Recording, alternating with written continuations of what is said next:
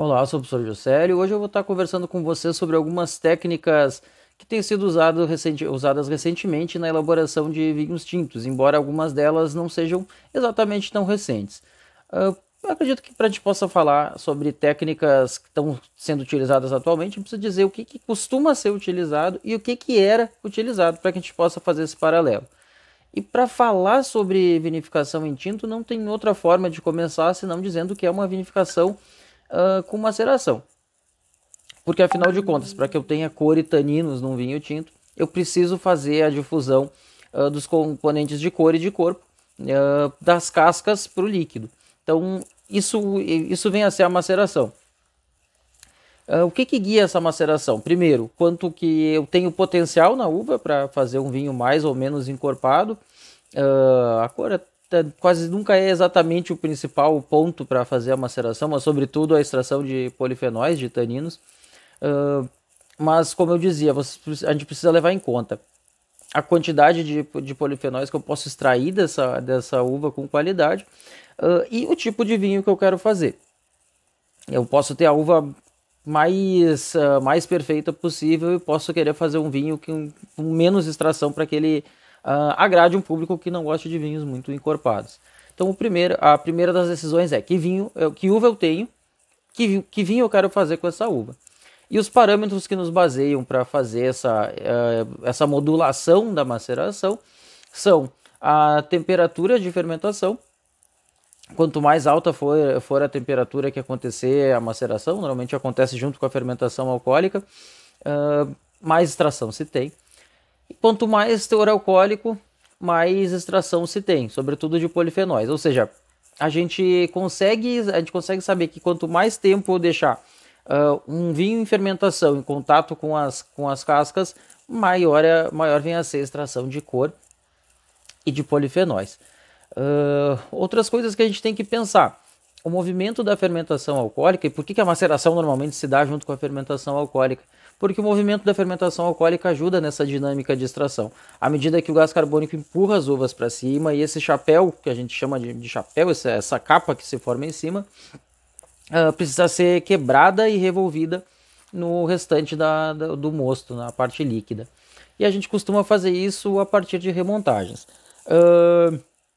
Aqui a gente tem um exemplo do que seria o chapéu. Vocês podem enxergar aqui nos costados o gás carbônico borbulhando, as cascas acumuladas e efetivamente formam uma camada grande e relativamente dura, um pouco difícil de ser quebrado. Mais adiante a gente consegue analisar isso. E a gente, com as remontagens, costuma fazer a quebra desse chapéu. A gente faz a remontagem de duas formas: aberta e fechada. Aberta é isso aqui, quando a gente tem a transferência do mosto para um outro recipiente, e aí sim a gente bombeia. A gente pode enxergar essa mangueira aqui que vai estar bombeando o mosto para cima novamente do tanque. Quando a gente faz ela em aberto, o que a gente está visando? Está visando a oxigenação do mosto. É importante para a multiplicação das leveduras e para retirar alguns compostos que podem gerar problemas de aroma, sobretudo a criação de ácido sulfídrico, que dá cheiro de ovo podre. Essa, digamos que é a forma mais convencional, moderna, não tão moderna assim, já deve ter ali uns 100 anos que a gente usa bombas ou até mais para fazer remontagens. Bem mais antigo mesmo, e ainda bastante usado, é a pigeagem. O que é a pigeagem? É a pisagem, traduzido do francês. Nada mais é do que pegar um bastão ou alguma ferramenta auxiliar e fazer com que esse bagaço se afunde, que esse chapéu de bagaço de uva se quebre, se afunde e novamente seja revolvido no líquido. Isso era, se a gente for pensar num período que não tinha bombas, luz elétrica e tudo mais, talvez a forma mais óbvia que se tinha de pensar em como elaborar um vinho tinto. Tem o que me faz, seja com remontagem, seja com pigeagem, fazer mais ou menos pigeagens, quantos eu faço por dia? Bom, isso está atrelado àquela questão que a gente falou inicialmente, do vinho, da uva que tem, do vinho e do vinho que quer produzir. quanto mais vezes você fizer por dia, mais extração você tem. Não convém fazer grandes extrações de uvas não muito maduras, porque você acaba extraindo o que quer e o que não quer. E a outra situação que você talvez diminua o número de remontagens seja quando você não quer fazer um vinho muito intenso, um vinho para envelhecer, ou quer fazer apenas um vinho para consumo corrente, um vinho mais jovem. Diminuir o número de remontagens e a intensidade delas. E essas seriam as formas, vamos usar o termo, normais de fazer vinho. Se a gente fosse pensar bem antigamente, era praticamente tudo feito no braço, efetivamente. De algum bom tempo para cá a gente tem feito isso com bombas. O uso de bombas ele é um pouco polêmico de vez em quando, em função de que algumas vezes é um pouco enérgico demais, que o ideal seria usar gravidade, portanto ter, por exemplo, a vinícola em mais de um nível. Mas é um pouco difícil pensar que tudo seja feito por gravidade. Porque, por exemplo, por máximo que você deixasse esse mosto escorrer, como acontece aqui nessa primeira imagem, como é que você botaria ele de volta pro tanque? Então, industrialmente é um pouco difícil não fazer uso de algum artefato tecnológico para te auxiliar nessa tarefa. E vamos lembrar que a gente não está falando aí de volumes 200 litros, não está falando de uma barrica, não está falando nem de 1000 litros. Muitas vezes a gente está falando de 20, 30, 100 mil litros fermentados de uma vez só. Vocês imaginem fazer isso de uma forma mais artesanal. É praticamente impossível. Bom, mas se não for remontagem aberta ou fechada com bomba, se não for pigeagem, o que mais que a gente pode fazer para misturar quebrar o bagaço, aquele chapéu que é formado com as cascas das uvas e misturar novamente no mosto, fazendo uma extração mais profunda de cor e taninos? Várias são as possibilidades. Convém talvez eu dizer antes, só para fechar essa questão, quantas remontagens faz? Mas me dá um parâmetro. Olha, a gente vai provavelmente no mínimo 2, uma de manhã e uma de noite, para não deixar o bagaço tanto tempo sob o líquido, à medida que você propicia uma multiplicação. Imagina, o bagaço veio do campo, ele não passou por nenhum processo de pasteurização, esterilização, e ele veio encarregado de micro-organismos. Por máximo que você provavelmente vai inocular, não é um assunto que vamos abordar hoje, mas por máximo que você inocule leveduras para fazer a fermentação alcoólica, todos os outros micro-organismos que estão ali, eles não desaparecem e eventualmente eles podem vir a atuar. E à medida que você deixa o bagaço muito tempo aberto, em contato com oxigênio, as bactérias acéticas podem e muito provavelmente vão atuar, aumentando aí a criação de ácido acético, aumentando o que a gente chama de acidez volátil. E embora alguns ésteres de ácido acético sejam interessantes para o aroma do vinho, teores muito altos são inconvenientes, portanto não são desejados. A gente trabalha para diminuí-los.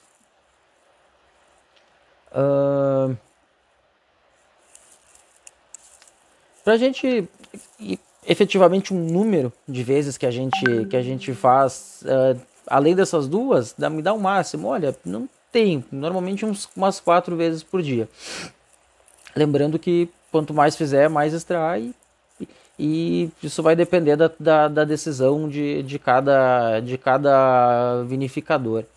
E também tem que lembrar que algumas vezes você trabalha com outros parâmetros, ou aumenta o tempo de remontagem, aumenta o volume que circula de mosto, diminui o número de remontagens. Isso faz uma aberta e as outras fechadas, faz a primeira do dia aberta para oxigenar e depois faz todas elas em sistema fechado. Isso é muito variável e depende do objetivo de cada um e mesmo da experiência. Algumas vezes você vai percebendo que determinadas técnicas são mais convenientes para determinados tipos de vinho.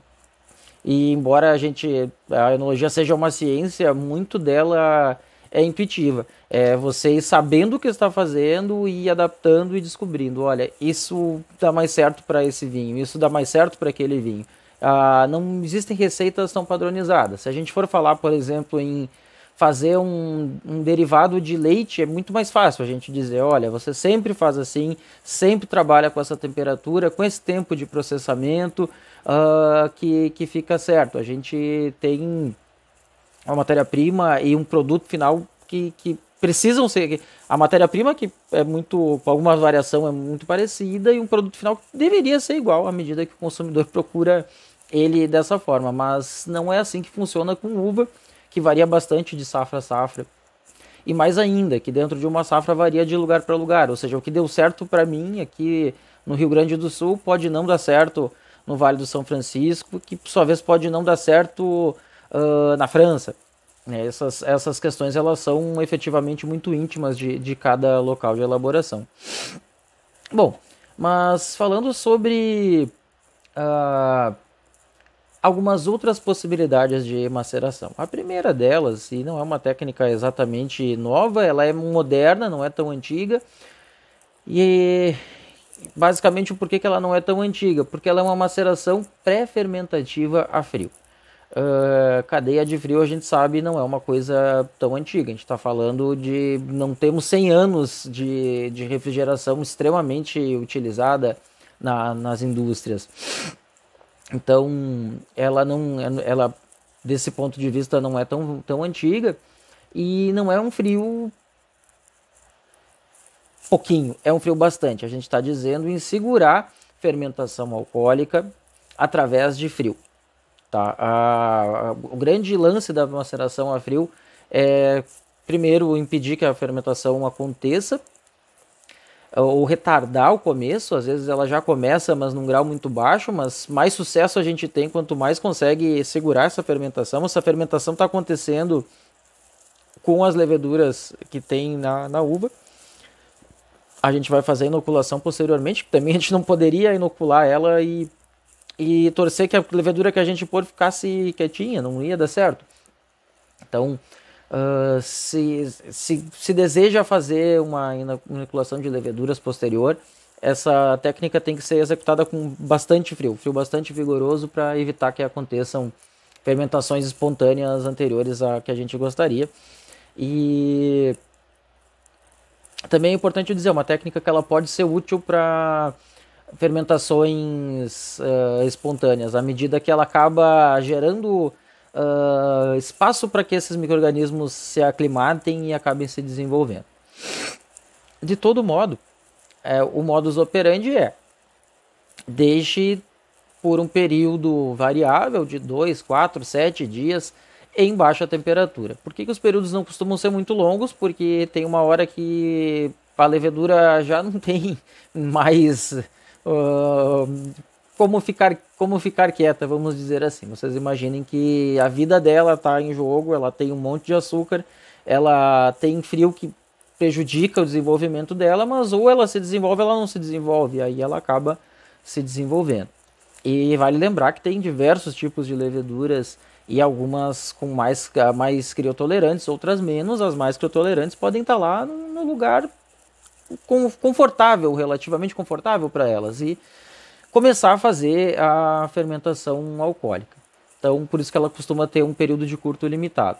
Um período de tempo limitado, à medida que mais curto, à medida que tempos longos podem significar fermentações espontâneas indesejadas e incontroladas.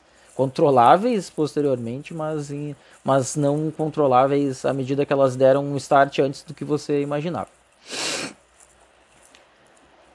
A gente tem outra técnica que chama maceração final a quente. Se baseia na ideia da temperatura.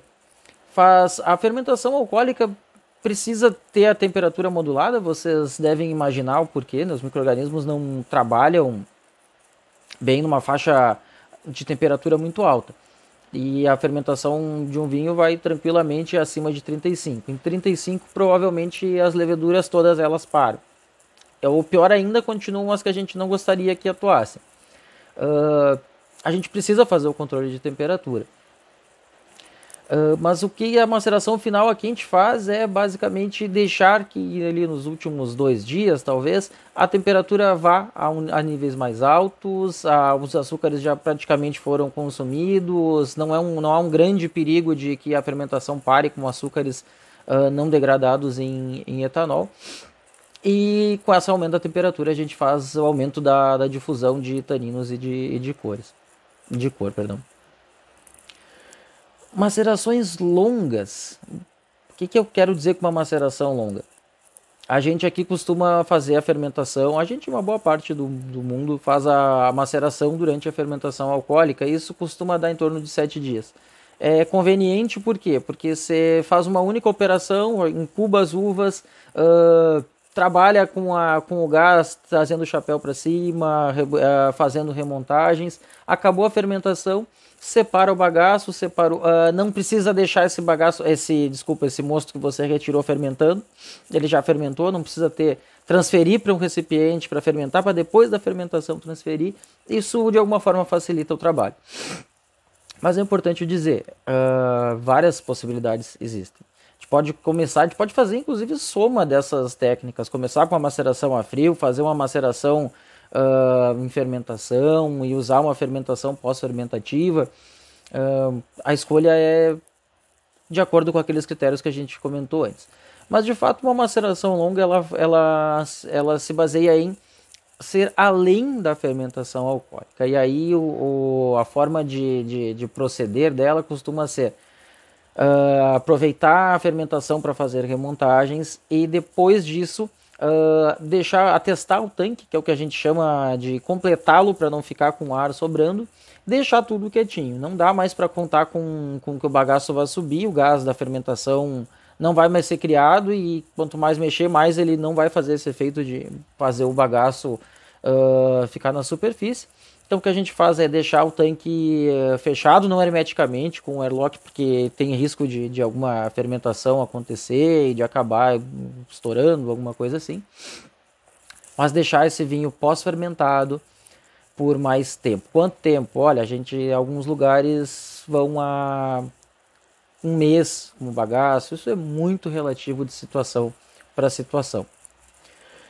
Outra alternativa é fazer uma termovinificação. A termovinificação consiste em quê? Trabalhar com as uvas antes da fermentação, fazê-las passar por um trocador de calor, aquecê-las e com isso tirar sobretudo cor e baixíssimas quantidades de taninos. O vinho fica bem frutado, bem colorido e mais leve. Fica frutado não pela termovinificação, fica frutado porque a gente pode fermentar ele depois em temperatura mais baixa, porque não está se preocupando com extrair cor e tanino. E aí consegue fazer um vinho mais aromático. É uma técnica bastante útil para vindimas com menor qualidade, para vindimas que a uva não amadureceu bem e mesmo que tenha alguma ocorrência de podridão, à medida que o calor faça com que os micro-organismos talvez não morram, mas reduzam bastante sua atividade.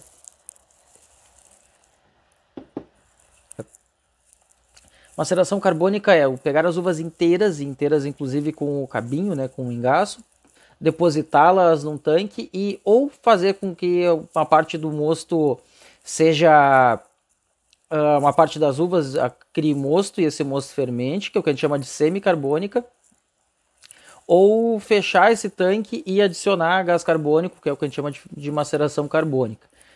Essa atmosfera de gás carbônico faz com que haja uma fermentação intracelular enzimática que produz ali em torno de 1 grau de álcool, 2 quando muito, mas que principalmente se caracteriza por trazer aromas muito típicos, de bastante frutados e mesmo um aroma de banana, tem uma produção de ésteres relevante e consegue extrair a cor. As células da casca da uva ficam praticamente se desmanchando. A uva sai inteira, meio descolorida, isso aí fica ali em torno nessa atmosfera de gás carbônico, em torno de uns 2, 3 dias. Tirou dali, prensa, tira o líquido e, parecido com o que acontecia na termovinificação, faz a fermentação à temperatura que desejar. Por isso que a maceração carbônica também é uma técnica que faz vinhos mais frutados e mais leves normalmente. É a técnica do Beaujolais Nouveau, que é um vinho francês aí da região do Beaujolais, bastante leve, bastante aromático e bastante jovem, é um vinho que não se beneficia de envelhecimento. Esse aqui, só para gente ter uma ideia, é o cenário de uma vinificação com maceração carbônica, né? Uvas inteiras. Aqui são as uvas, um pouco do mosto, que seria uma semicarbônica, né? Um pouco do mosto fermentando, e as uvas com aspecto. Aqui está no começo ainda, pelo que se percebe, porque no fim ela vai ficando, a uva vai perdendo cor, vai ficando feia, parece que ela vai ficando mais acinzentada. E aí a gente fala do que seriam as possibilidades mais, não mais modernas, mas que têm sido usadas na modernidade, mas que remontam a um passado onde eram bastante usadas. A primeira delas a gente já conversou, porque para contextualizar o que seriam novas, o que seriam antigas, né? E o PGA de fato provavelmente era uma das primeiras técnicas, à medida que não requeria equipamentos, apenas a força humana. E aqui a gente consegue visualizar melhor, né? O PGA a gente pode fazer modernamente, seja ainda com homens fazendo esse trabalho, mas é uma coisa um pouco difícil, porque vocês vejam este sujeito sem nenhum EPI, sob um tanque, né, dispersando gás carbônico que pode, né, nos intoxicar, pode nos fazer perder o sentido, ele cai ali, e se ele estiver trabalhando sozinho, talvez nós tenhamos que dar adeus a um vinho e a um homem. Então, e outra, é pesado, é bastante pesado fazer isso humanamente, cansa, é difícil. Imagina fazer 3 vezes por dia isso em uma vinícola inteira, por menor que seja, é um pouco complicado. Algumas vinícolas maiores e que têm evidentemente mais chances, né, de mais poder aquisitivo, tem alguns fazedores de pigeagem hidráulico. Ali baixa esse pistão, põe dentro do tanque, baixa esse pistão e acaba fazendo esse trabalho de submergir as cascas. Isso aqui é só um aspecto de equipamentos usados por tração humana, efetivamente. Imaginem o peso de descer essa superfície aqui com a mão, né, com o braço. A vinificação com uva inteira, isso não é novo, mas tem sido cada vez mais usado, é bastante usado na Borgonha. Como é que faz isso? Põe a uva dentro de uns carrinhos, e aqui vocês vão ver tem as rodinhas, e simplesmente despeja ela das caixas para dentro desse tanque imóvel.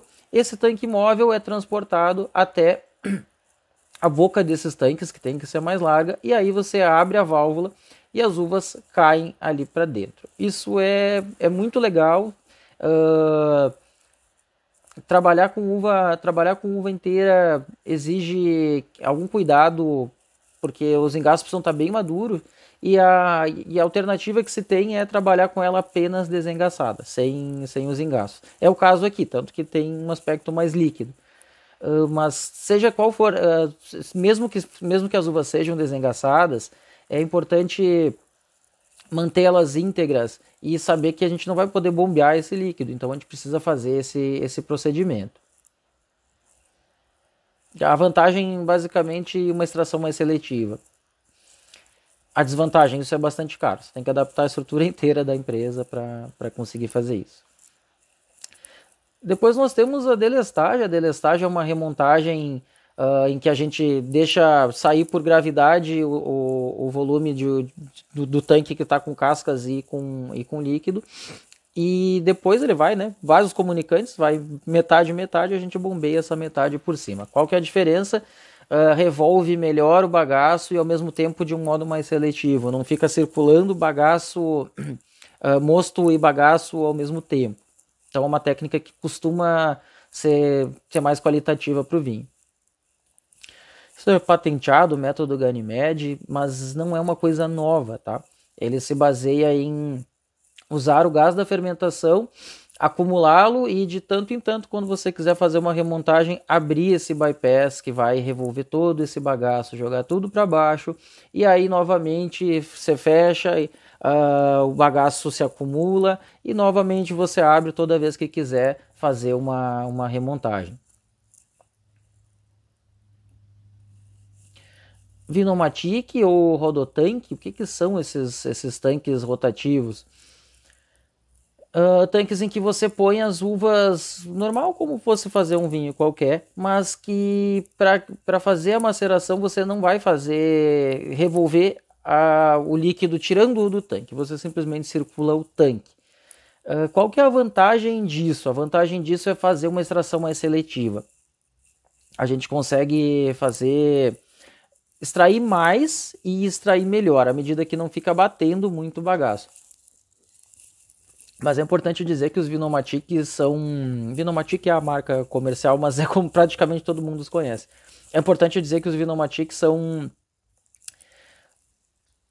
amados e odiados por diferentes tipos de pessoas. E pelo mesmo motivo. Porque o movimento circular, ou para alguns faz uma extração mais seletiva, mais cuidadosa, ou para outros faz uma extração demasiado bruta.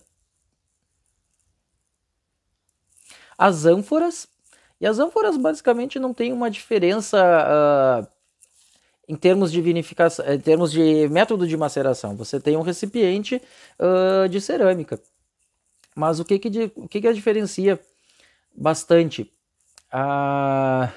Porque era um método muito utilizado, era bastante utilizado aí nas vinificações primeiras que a gente via no mundo. À medida que não tínhamos inox, que a madeira também não era tão bem trabalhada, tinha esses recipientes que eventualmente quebravam e claro que por isso acabaram não sendo mais utilizados. Tem toda uma mística, eu diria, de que o barro em si, né, o cimento, o barro cozido, a cerâmica cozida, daria algumas características especiais para o vinho, mas isso não tem evidências científicas tão claras. Mas o fato é que é um certo fetiche e as vinícolas têm usado, se aproveitando que as pessoas procuram esse tipo de coisa. A única coisa é que ela tem um formato que em princípio ajudaria na extração e mesmo no movimento do bagaço e que em tese faria uma extração melhor. Esse é um método bastante usado, era bastante usado no Alentejo antigo, tem voltado lá por causa disso. Uvas inteiras e meses de maceração. A uva entra, nunca mais sai e ali, eu acho que 4 meses depois, ela era quebrada embaixo, tirado o vinho com uma torneirinha e era um evento importante para a região.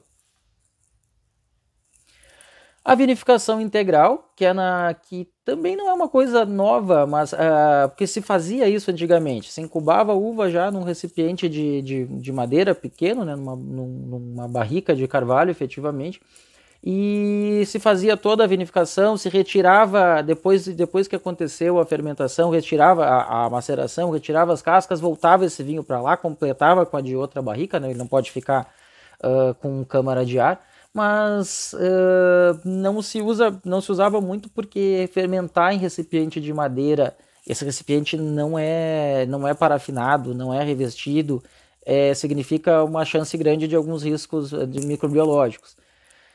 Contudo, o aroma da madeira, por que não envelhece o vinho depois no carvalho? Bom, porque o aroma da madeira parece conversar melhor com o vinho quando ocorre a fermentação.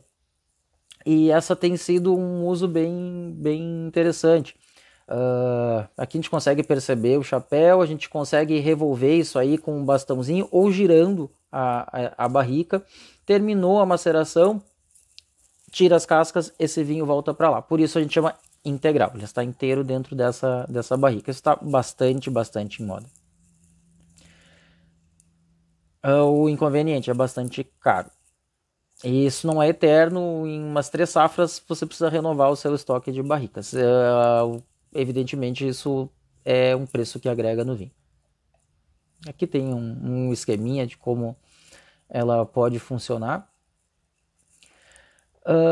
Fermentação em dupla pasta, que é na realidade pegar um bagaço de um vinho já fermentado e que esteja ali conveniente por ter sido de uma boa uva, adicionar em cima de uma outra uva. Isso é uma técnica antiga, mas tem aparecido cada vez mais. E é uma técnica bem comum no Amarone, em que eles usam o bagaço do vinho Amarone em cima de um Valpolicella normal e fazem o Valpolicella ripasso, né? Ripasso literalmente de ter repassado, né? De ter entrado a pasta nova em cima a pasta antiga em cima da pasta nova.